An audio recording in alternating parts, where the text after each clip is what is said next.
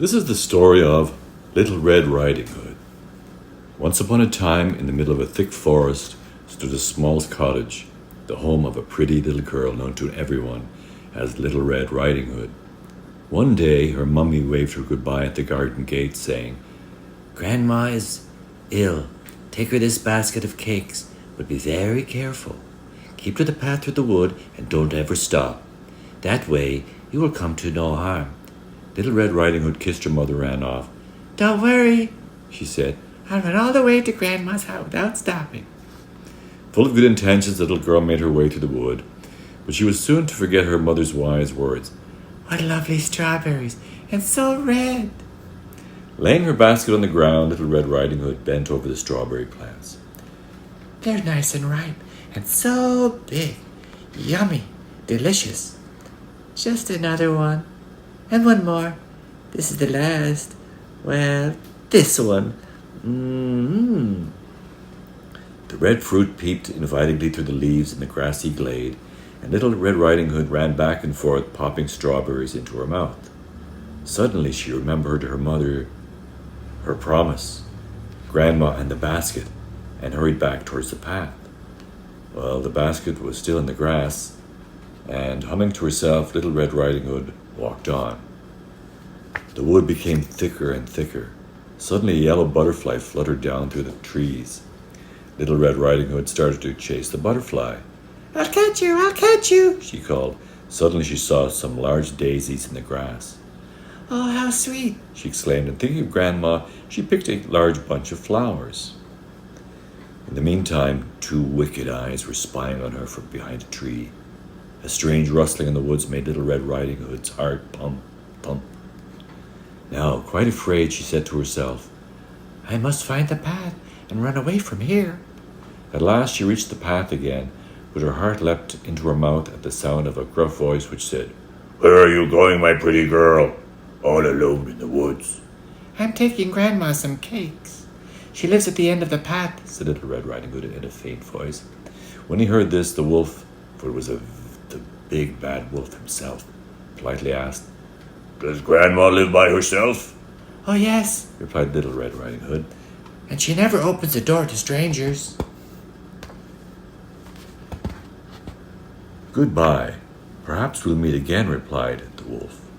Then he loped away, thinking to himself, "I'll gobble the grandmother first and lie in wait for the grandchild."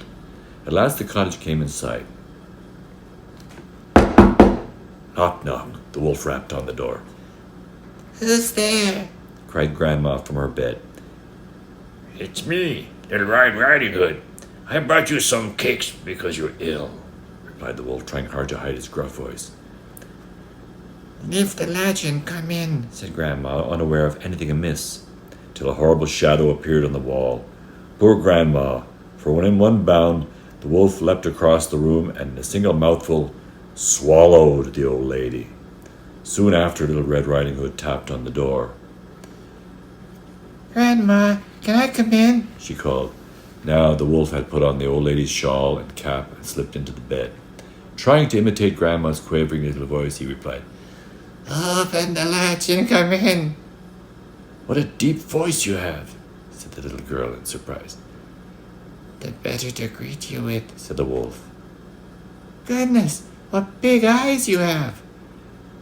"The better to see you with." "And what big hands you have," exclaimed the Little Red Riding Hood, stepping over to the bed. "The better to hug you with," said the wolf.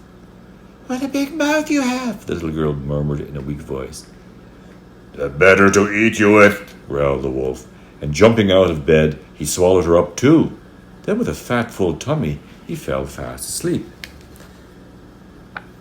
In the meanwhile, a hunter had emerged from the wood, and on noticing the cottage, he decided to stop and ask for a drink. He had spent a lot of time trying to catch a large wolf that had been terrorizing the neighborhood, but had lost its tracks. The hunter could hear a strange whistling sound. It seemed to be coming from inside the cottage. He peered through the window and saw the large wolf himself with a fat, full tummy snoring away in Grandma's bed. "The wolf, he won't get away with it this time." Without making a sound, the hunter carefully loaded his gun and gently opened the window. He pointed the barrel straight at the wolf's head and bang! The wolf was dead. Got you last, Shouted the hunter in glee. you'll never frighten anyone again.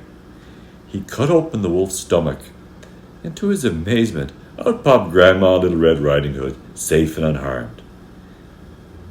You arrived just in time, Murmured the old lady, quite overcome by all the excitement. It's safe to go home now, The hunter told Little Red Riding Hood. the big bad wolf is dead and gone, and there's no danger on the path.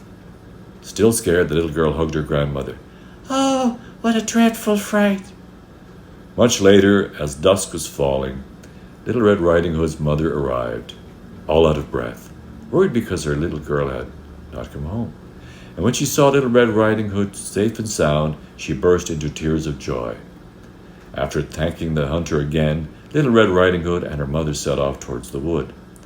As they walked quickly through the trees, the little girl told her mother, We must always keep to the path and never stop. That way we'll go no harm. The end.